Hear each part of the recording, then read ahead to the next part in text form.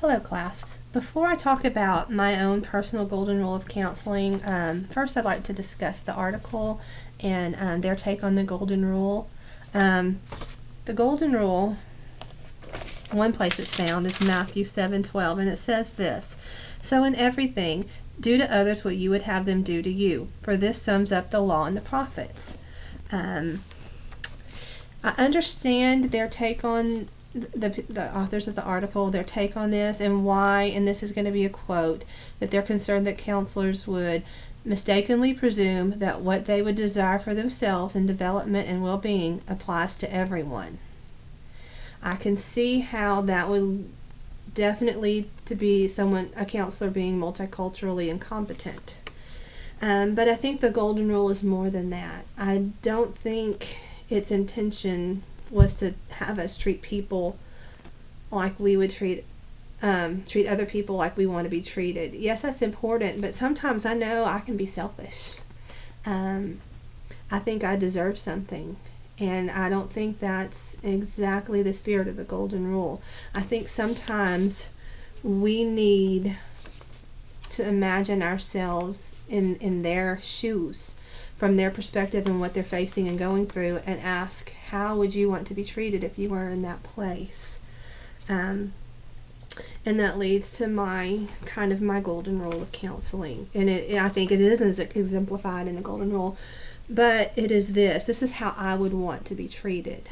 And that would be with God's love, with dignity, with respect, with love, grace, and mercy. And love does not mean giving someone everything they want or think they need.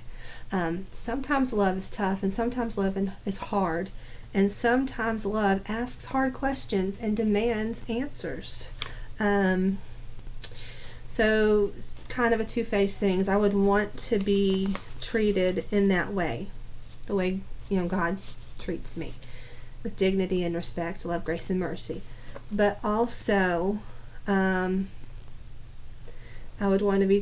I would make sure and treat them, see them through the eyes, see them through Jesus's eyes. That's a better way to put it.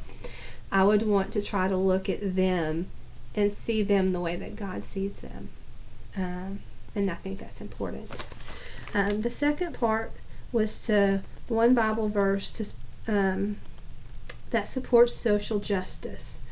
And before I share my scripture, I think it's important to remember this.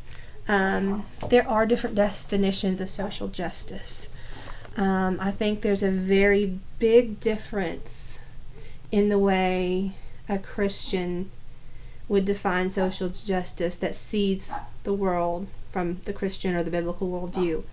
And then there are those, the unsaved, who see through the eyes of secular humanism. So I think it's important to remember when talking about social justice, there are different definitions, and when people talk about it, they do mean different things. But this is a scripture I'd like to share. It's Isaiah 1:17, and it says, "Learn to do right, seek justice, defend the oppressed, take up the cause of the fatherless, plead the case of the widow." I picked this scripture because it is seen not just in the Old Testament, but in the New Testament, James 1, maybe 27, other places. It's scattered throughout, so I think it's important when something is repeated that we take notice of it and realize there's a reason why it's being repeated. It's because it's important that we take up the cause of the fatherless and the widow. And as far as my action I would be willing to take towards social justice, it is just that. Those people the scripture is talking about, the fatherless and the widow, those are the helpless and the unfortunate in our society. Maybe they're weak and oppressed.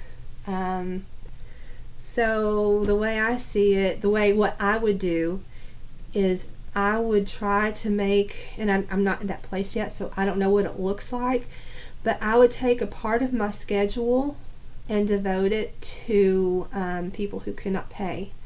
Whether that looks like a sliding scale for payment, or if it looks like a certain percentage of my time doing pro bono work.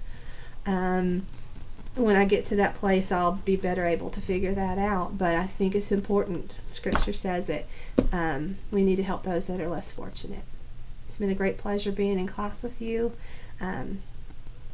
See you soon.